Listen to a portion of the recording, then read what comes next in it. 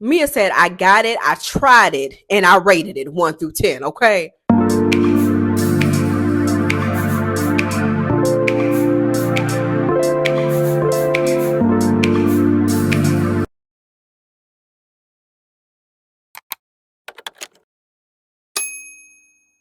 What is going on, everybody? I'm Dear Ashley Grace, and welcome back to the Culture Voyage. In this video, we'll be discussing the movie The Best Man and how Mia went unscathed the entire movie. Now, this movie centers around Harper Stewart. Now, Harper Stewart is the best man, but he's also an up and coming author who has a book coming out called Unfinished Business. Now, this book is based off his friend group, which doesn't paint his friends in the best light. But also in this book, he openly admits to having an affair with his best friend, Lance's girlfriend, Mia, when they were in college. Now, his intention is that no one was going to read this book until after Mia and Lance got married. However, an advanced copy of the book was passed around the friend group, and needless to say, all hell breaks loose. So, current day, Harper has a girlfriend, and he is unwilling to commit to her.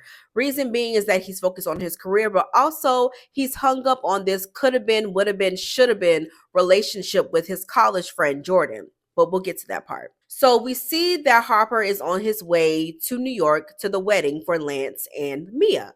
And he's picked up by the first friend that we meet, Murch.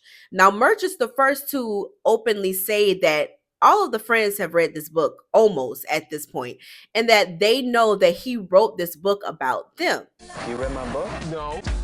Jordan has my book? Quentin has my book? So you read my book too? You dog. Now we're going to meet up with Jordan, who is the friend that Harper is hung up on.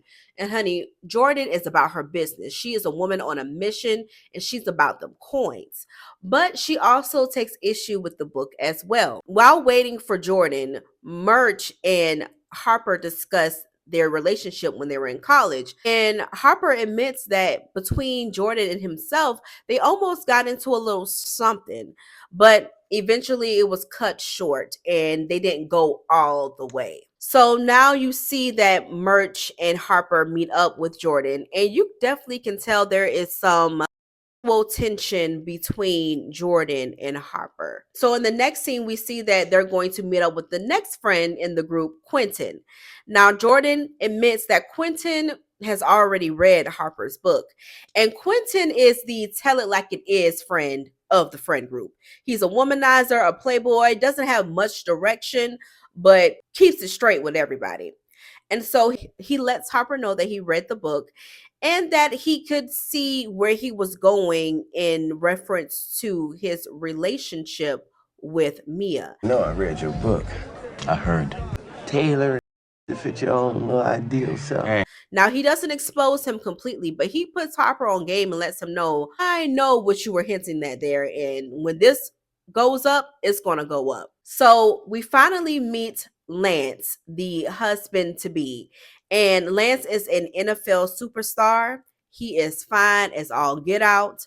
All the ladies love him, and he is the man of the hour. So Lance tells Harper that he got a sneak peek into his book, that he hasn't read it all, but he's proud of him. He's really ready to read the rest of it, which puts Harper in a really stressful position because he doesn't want Lance to read the book before he gets married to Mia for obvious reasons. So we're at Lance's mansion and we finally get to meet Mia.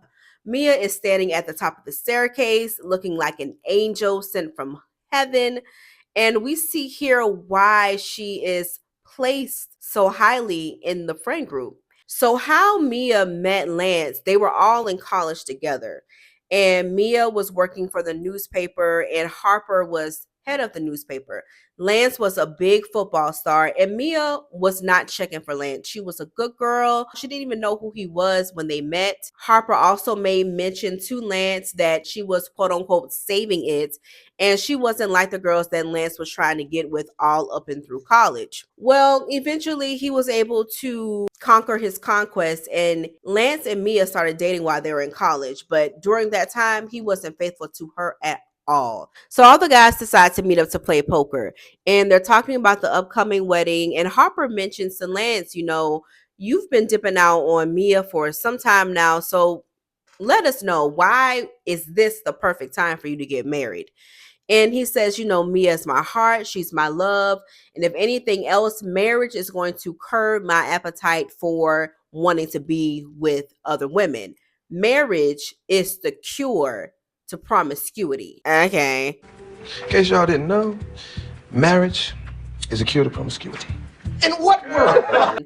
Quentin was like, you was dogging Mia out a lot before now, and you don't think that she ever took it upon herself to step out too? And Lance is like, no, I'm her first, her only, her everything, her last. And Quentin was like, are you sure about that? Are you sure that she never stepped out because of how much game you was playing? And so he hems Quentin up.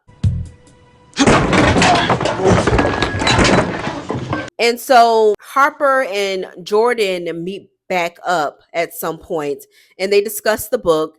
And now, as they're discussing the book, Jordan is putting 2 and 2 together and realizes that he and Mia had an affair in college. You dog. We're talking about fictitious accounts of experiences that I've gone through. Ooh. And how she knows this is how he describes the relationship between the character of Mia and Harper. He describes their connection as innocent and as sweet as a forehead kiss, which everyone in the group knows that to mean something more. And she's pissed. She's like, why would you put this mess in your book? Why would you even open the door to that? So Jordan confronts Mia about this, and Mia does not deny it. In fact, Mia is actually thankful and reminiscent of it, describing it as something that she needed and something that she wanted from Harper during that time. Mia said, I got it, I tried it, and I rated it 1 through 10, okay? So as I mentioned before, obviously there's this tension between Jordan and Harper, and Jordan makes a proposition to Harper the night of the bachelor party that she wants to get with Harper. Now, as we know, Harper has a girlfriend. However, Harper agrees to this, and they decide that they're going to make some magic happen. And so we're finally at the bachelor party. We're having a good old time. And while we're having a good time, Harper sees that Lance has a copy of his book in his jacket pocket. So he takes the book just so that Lance isn't able to read any more of the book. Well, as he does this, as he's getting into the things at the bachelor party, he throws his jacket off and the book flies out. And Lance is like, why is there a copy of the book in his pocket? And so Lance sees this, and he picks up the book and he takes it upon himself to step aside and starts to finish to read this book. And as he's reading the book, he's seeing the visual of what he believes that this was where Mia and Harper had their one night stand, and he is going through it.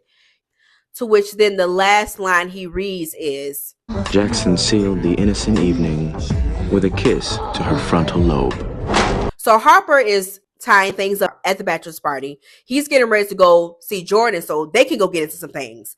And as he's going to say bye to Lance, Lance was like, you slept with Mia.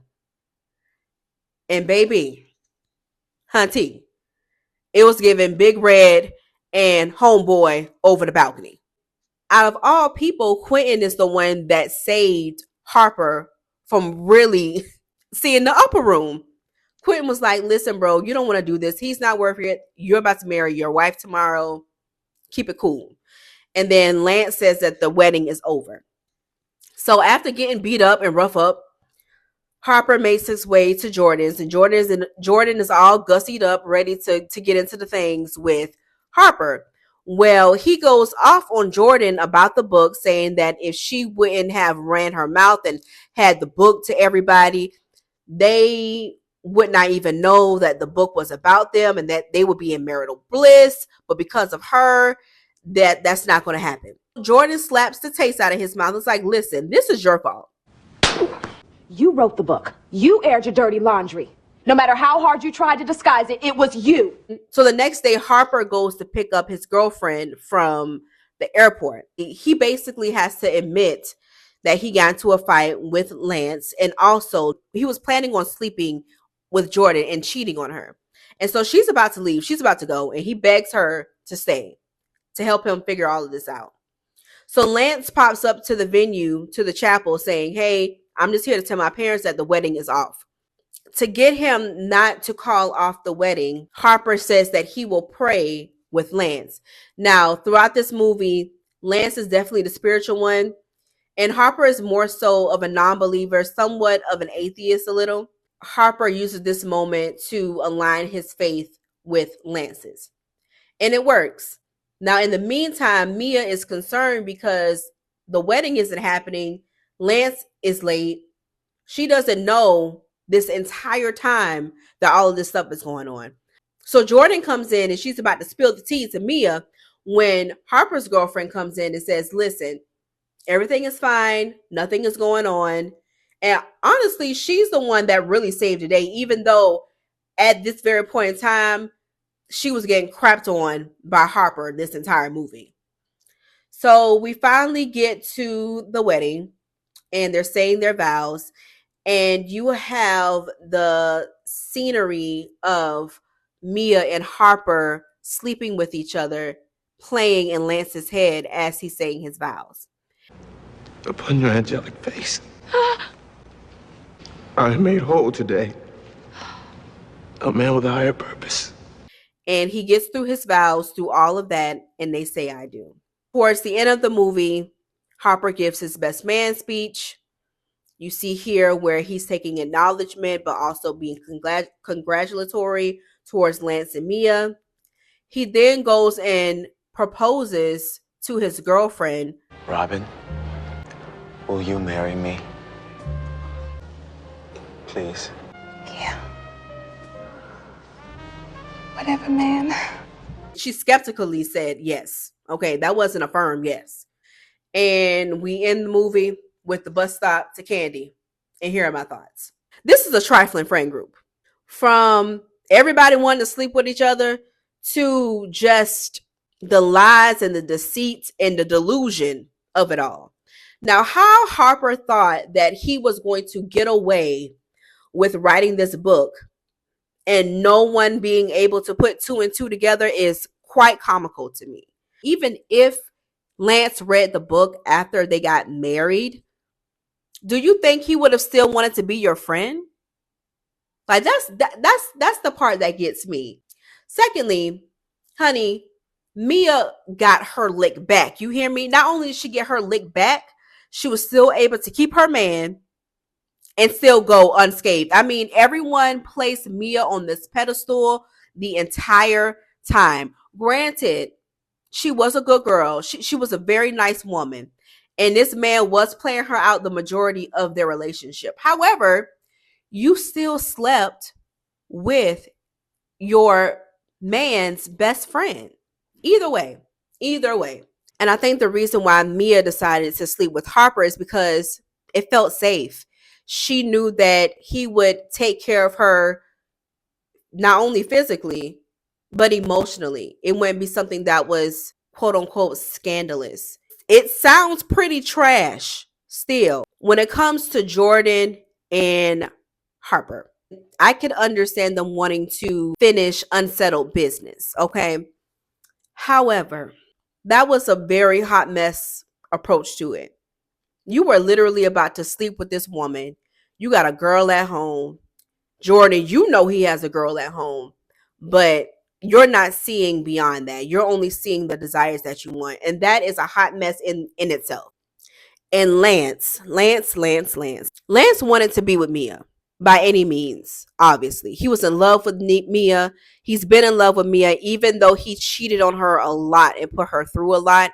He knew that he only wanted to be with her. I wonder if Mia had cheated with someone that Lance didn't know, if it would have been any different.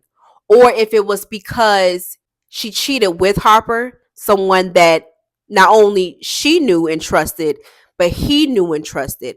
And because he had did her so wrong all throughout their relationship before they got married, he was just at a point where can I really be mad? Can I really be mad at her for finding comfort in the arms of someone else? And I guess once you put all of that together, I guess he decided that no, I can't. I can't be mad. I have to love her through this just like she loved me through my mess. But all of it is messy. Every last bit of this movie was messy. But it was so good. It was so good. But what do you all think? Please leave your comments below. If you have not already, please go ahead and like this video. Also, make sure that you are subscribed to the channel. Thank you all so much for 3,000 subscribers. I do appreciate it. Keep liking, keep sharing, keep commenting. I do appreciate it. And once again, I'm Dear Ashley Grace, and I will see you all in the next Culture Voyage. Bye.